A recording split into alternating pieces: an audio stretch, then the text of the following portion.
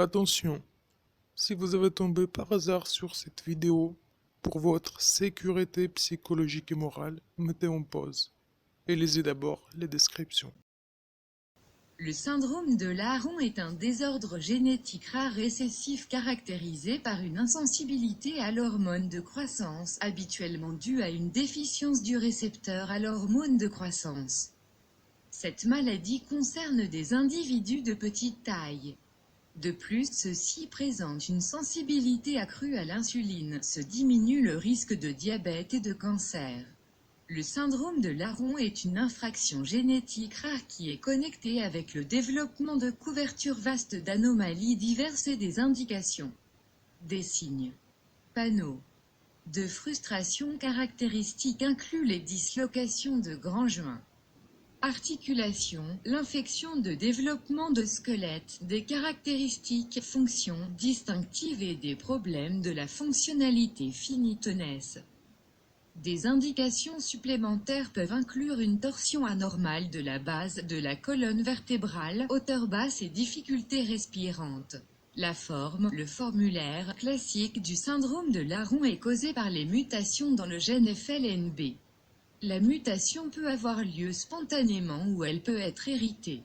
Le syndrome de Laron.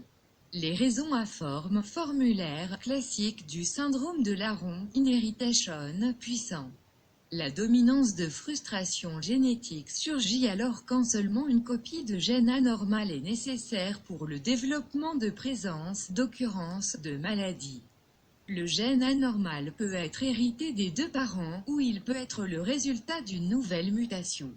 Le risque du transfert de gène anormal de parents à la postérité représente 50% pour chaque grossesse en dehors du plancher de l'étage d'enfants futurs. Historique.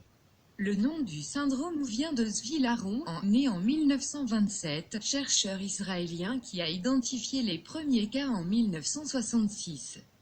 La maladie semble plus fréquente parmi les populations juives et méditerranéennes.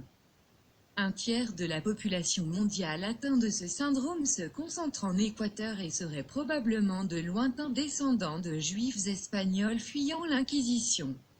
Épidémiologie. Une concentration particulière de personnes atteintes de ce syndrome a été identifiée dans une vallée isolée en Équateur. Physiopathologie. L'hormone de croissance et son récepteur, auquel elle se lie, sont tous deux des protéines. Les études de génétique moléculaire ont montré que le syndrome de Laron est principalement associé à des mutations dans le gène qui code le récepteur à l'hormone de croissance.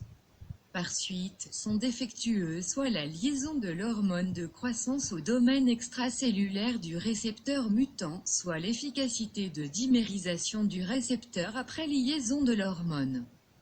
De plus, le taux de la protéine IGF-1, de l'anglais insulin-like growth factor 1, littéralement facteur de croissance 1 ressemblant à l'insuline, est exceptionnellement bas. Le traitement. Le syndrome de Laron. Le traitement est adressé, dirigé aux symptômes particuliers et les anomalies qui peuvent être montrées, affichées, dans chaque personne sur différents. Le traitement peut exiger les efforts coordonnés de la commande des spécialistes. Les pédiatres, des orthopédistes chirurgiens, craniofacial des spécialistes et la génétique peuvent évaluer et commencer le traitement de l'enfant. On peut recommander la chirurgie orthopédique pour la correction de dispositions squelettiques ou des laideurs.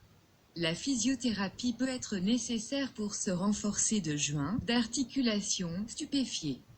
Le traitement d'anomalies de joints, d'articulation est fréquemment long.